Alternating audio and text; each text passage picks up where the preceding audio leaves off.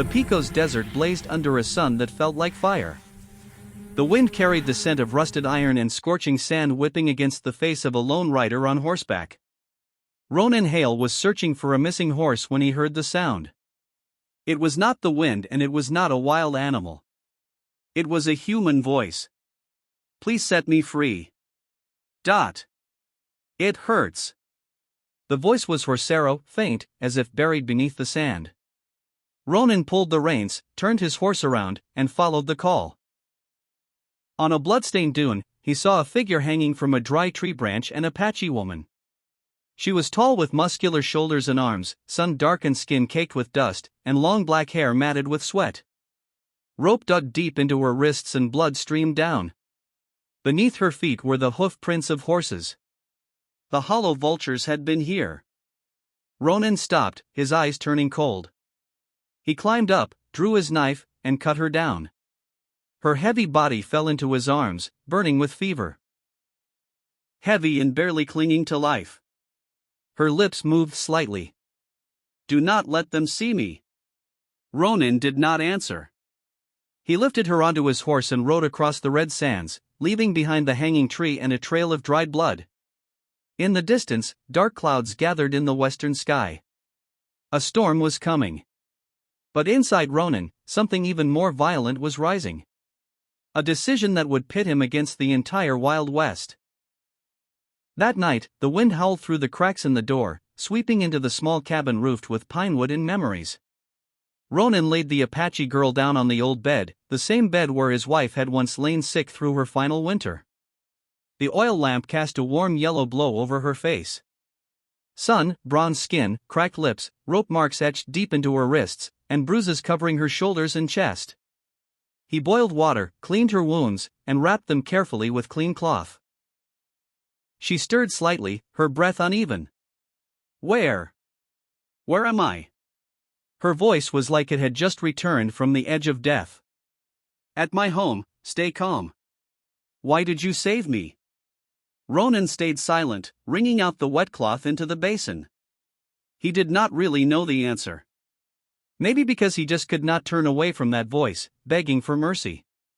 As steam rose from the boiling pot and slowly warmed the room, she spoke again. Her voice trembling but firm. "My name is Nahi. The hollow vultures captured me. They were going to sell me to a saloon in Dry Bluff. I fought back. So they hung me up, hoping to bait some fool into rescuing me." Ronan looked up. Her eyes did not belong to someone weak. Beneath that sun-darkened skin was the body of a warrior. But in those deep black eyes, he saw fear. The same fear that had once eaten away at him after his wife's death. He handed her a cup of water. "Drink. No one can touch you here." She took it, her hand large, strong, but shaking. "You should not have helped me. They will come back." Ronan sat down in the chair, staring out into the black window. "If they do, I will be waiting. No one deserves to be strung up like an animal in the desert." The wind blew out the lamp.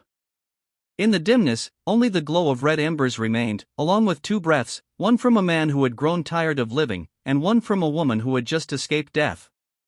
Outside, thunder rolled across the sky. The desert was waking. And inside that lonely cabin, two souls, one old, one new, had just collided by chance.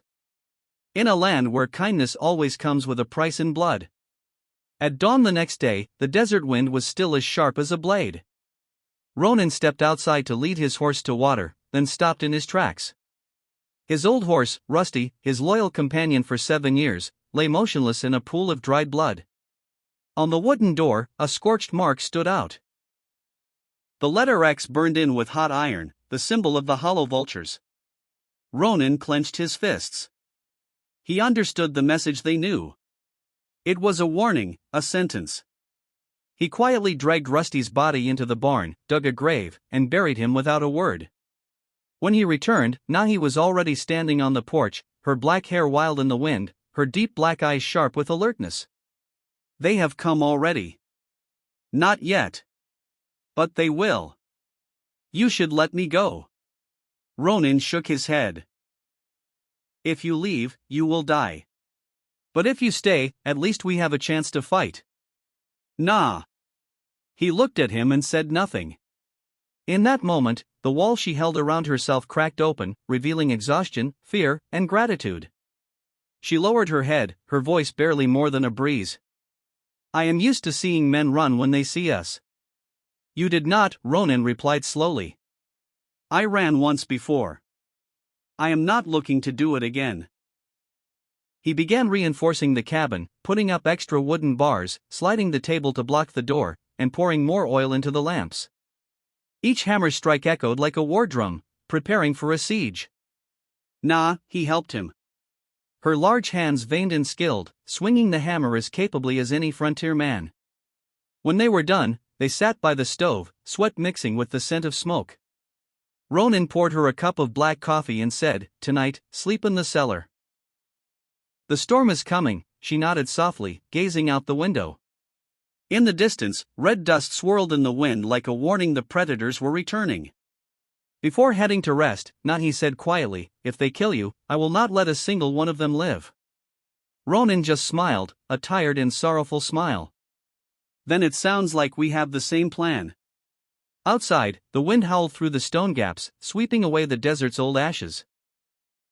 And in that small house, two strangers began to wait for the storm, for the enemy, and to see whether kindness could survive the night.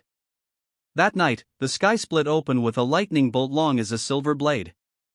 The wind howled and moaned around the cabin, carrying the damp scent of the storm and thunder that sounded like hooves pounding against stone. Ronan sat at the table, cleaning his old Winchester.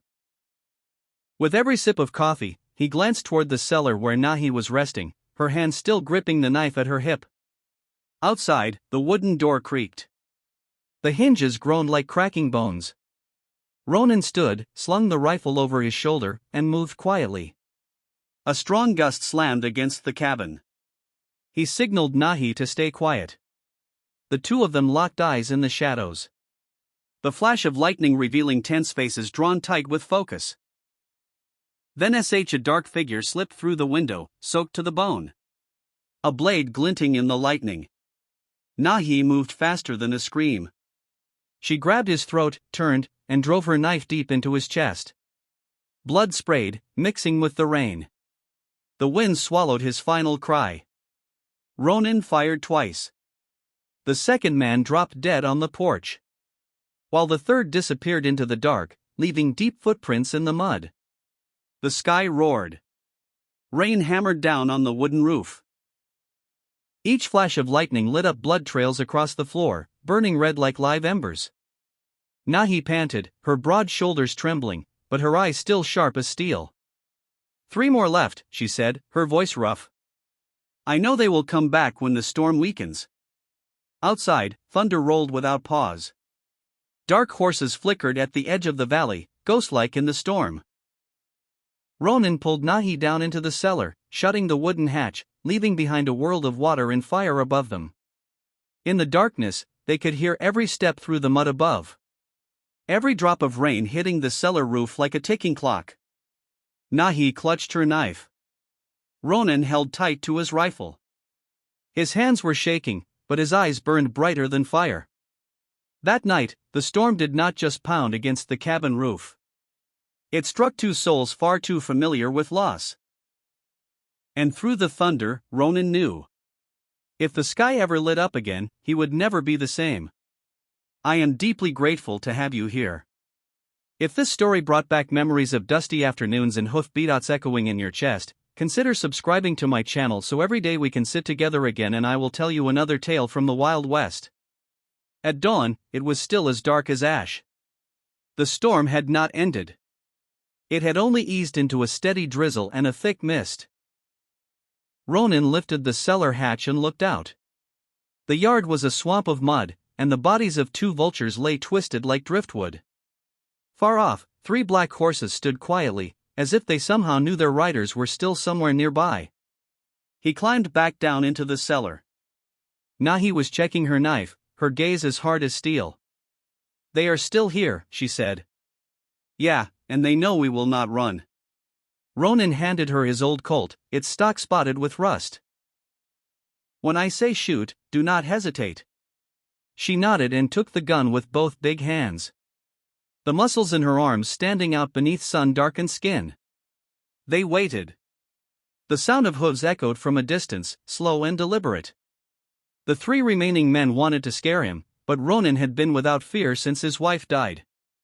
The door burst open. A man lunged inside, cloaked in black, a crooked smile on his face. Nahi's shot rang out before he could speak. The bullet hit him in the upper arm and sent him crashing into the table. The other two charged, firing repeatedly. Wood splintered, glass shattered. Ronan ducked low and returned fire. The Winchester screamed. Gunsmoke thick as fog. One of you circled to the back, he yelled. Nah. He dashed out the back door. Thunder cracked above her. Rain stung her face, icy cold. The fourth man came at her from the barn. She spun, threw a punch that knocked him clean on his back, and he went out cold. Ronan fired the last shot. The bullet struck the remaining man who was trying to drag his gun out of the mud. The rain stopped. The land lay quiet in a damp haze of smoke and the smell of blood. Nahi stood in the yard, soaked through, muscles taut, breathing hard, but eyes blazing. Ronan stepped outside, his coat torn, his face splattered with blood, his rifle empty. They looked at each other. No words needed. Only the drip of water from the cabin roof remained, joining the earth's long exhale. Ronan spoke softly, his voice. It is over. Nah. He closed her eyes and nodded once. As the sun rose above the jagged ridge, its pale golden light cut through the mist, revealing the chaos left behind by the night. Ronan's cabin was scorched, smoke still clinging to the rooftop. The mud was strewn with blood. The smell of gunpowder mingled with damp earth. In the middle of the yard, Nahi knelt, bare hands burying the bodies in shallow graves. Her strong bare shoulders trembled slightly, not from fear, but from exhaustion. Ronan stood nearby, leaning against the porch post, his eyes sunken. He said nothing, only poured a cup of cold coffee and placed it beside her. Apache are not afraid of death, she said softly. But I am afraid I dragged you into this. You did not drag me, Ronan replied, his voice as steady as stone. I walked in on my own. Hoofbeats echoed in the distance. Desert dust curled up on the horizon. Two cavalrymen in blue cloaks appeared. One of them wore a badge that caught the light. Marshal Quinn. He stopped at the edge of the fence, his eyes sweeping over the dead bodies before settling on Ronan. Heard there was trouble out by the Picos. Someone wiped out a whole group of hollow vultures. Ronan did not answer. He only nodded toward the open grave. The marshal stepped closer, examined the bullet holes, then glanced at Nahi. She Apache? She is someone who was saved, Ronan said. Quinn pulled a bundle of worn, rain-damp papers from his coat. Wanted posters. Every name on that list was now lying in the dirt. We chased these bastards for 2 years, he said quietly. And in one night, you took them all down. Ronan looked at him, his gaze tired but calm. I only saved a life. That is all. The marshal stood silent for a long moment, then nodded. That is enough. He removed his badge and set it down on the wooden table. This is your proof. If anyone asks, say you are working with us. It will keep them from poking around. Ronan looked at the badge but did not touch it. Justice comes slow in these parts, Marshal. Quinn gave a faint smile. It does, and sometimes it comes wearing the face of someone who stopped believing in it. As they rode off, the dust blurred the horizon.